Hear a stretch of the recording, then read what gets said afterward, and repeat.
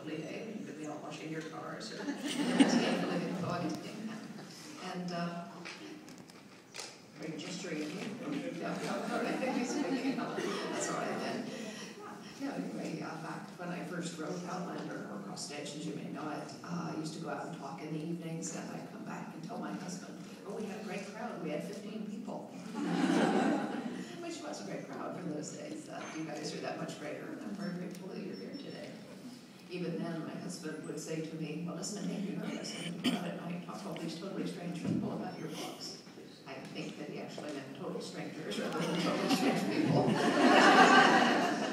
But I'd say, well, no, I was a university professor for a long time. I said, if I can keep people awake at 7 o'clock in the morning talking about human anatomy and physiology, I can probably keep them awake at 7 o'clock in the evening if they've come on purpose to hear me. Human anatomy and physiology was a very popular class. I'd walk in the morning to an auditorium filled with about twice as many people as are here today. Everybody took the class as a science elective, including the football team, because they thought it would be easy. I'd walk in the morning, and they'd always be sound asleep in the front row. It was large inanimate blobs of flesh. And I'd walk up to the edge of the platform and say, well, this morning, gentlemen, we're going to discuss the history of contraception. And then I'll start blinking. I'd say, in days of old, when nights were cold and condoms not invented, they wrapped old socks around their cocks and babies were pregnant. Well, football players too, you know.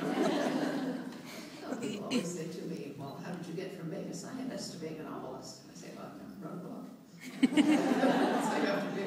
They don't make you get license or anything. I had always wanted to be a novelist from a very early age, but I came from a very conservative family background. My father was fond of saying to me, well, you're such a poor judge of character, you're bound to marry some bum, he said. So be sure you get a good education so you can support your children. So with this going on at home, I thought perhaps I would not announce that I wanted to write novels for a living, because I did understand that was kind of iffy, financially speaking. And I went into science. You know, I liked science, I was good at it. My doctoral dissertation was a 400-page opus entitled Nest Site Selection in the Pinyon-Jay, Gymnorhinus cyanocephalus. Or as my husband said, why birds build nests where they do, and who cares anyway. So I still wanted to write books, and when I turned 35, I said to myself, well, you know, Mozart was dead at 36, you better get a move on here. And so I said, okay, I'm an expert then, I'm going to start writing a novel. I said, I'm not going to show it to anyone, I'm not going to tell anyone what I'm doing, it's not for publication, it's just so I can learn how to write a novel.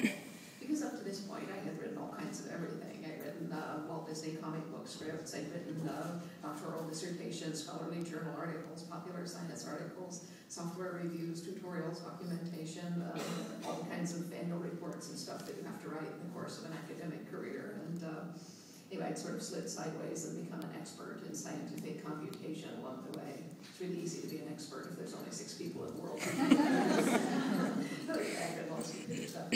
Well, nobody had ever shown me how to write any of this stuff. I had just looked at a few examples, written one, and if it didn't look quite right, I poked it till it did. And I said, well, great, you've been reading novels for 30-odd years. Surely if you write one, you will recognize it. And I said, okay, you can write a novel. I just learned how. And I said, what kind of book shall I write? Because I read everything and lots of it. So I said, you know, anything to choose from. I said, well, you know, you maybe read more mysteries than anything else. Maybe I should write a mystery. And I said, no, mysteries have plots. I'm not sure I can do that. And so I said, what's the easiest kind of book I could write for practice? Because it didn't matter.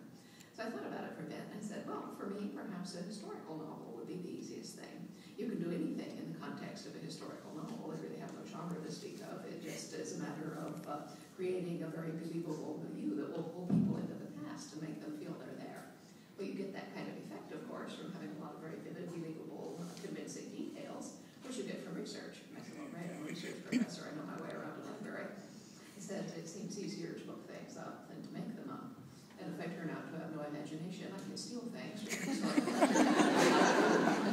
Which actually works pretty well. And so I said, historical novel. Well, where shall I set this? Because I have no background in history either, just the 6 hours of Western civilization they make you take as an undergraduate. So one time would do as well as another. I'd have to look it all up anyway. So I was looking for a convenient time and place in which to set this novel. And I happened to see a really old Doctor Who rerun on public television. I'm assuming that most of you are familiar with Doctor Who.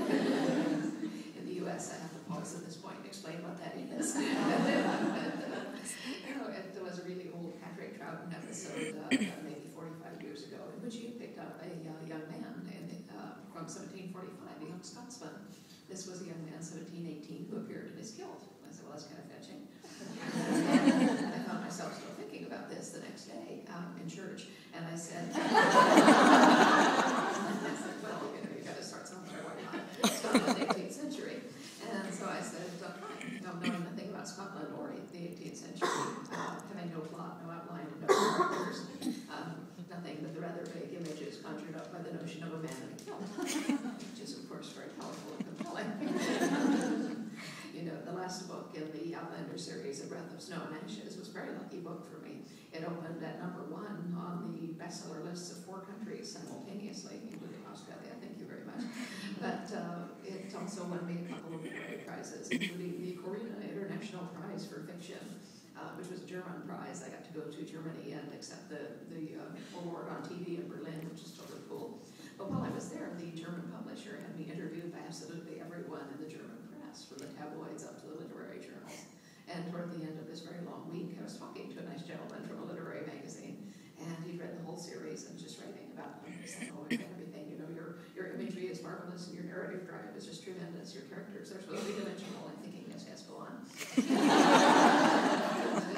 He paused and said, there is just this one thing. I wonder, could you explain to me what is the appeal of a man in a kilt? Well, it was a German, after all. I was really tired, or I might not have said it, but I just looked at him for a minute, and I said, well, I suppose it's the idea that you could be up against a wall with him in a minute.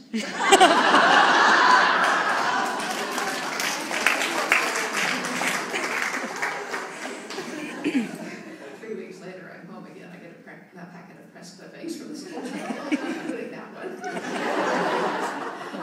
The German publisher had put a post-it note on it. She said, I don't know what you told this man, but I think he is in love with you.